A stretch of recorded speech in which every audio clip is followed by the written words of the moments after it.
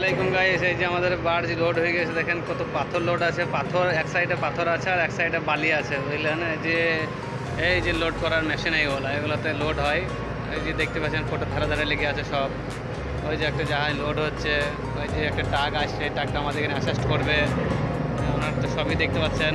ওই সাইডে যেটা দেখতে পাচ্ছেন ওটা কন্টেনারের জেটি, ওটা ওখানে সব কন্টেনার ভেসালগুলো আসে, কন্টেনারগুলো লোড হয়। আর আমাদের এক সাইডে বালি আছে আর এক সাইডে পাথর আছে, এই যে দেখতে পাচ্ছেন। এটাই আমাদের বার্জ। এটা পেছন দিক দিয়ে গিয়েছিলাম, এটা সামনের দিক। দেখছেন কত লোড আছে এখানে। এগুলো বালি টাইপের, ধুলো টাইপের। মানে এদের তো সেই পাথর বালি ধুলো নিয়ে এদের কারবার।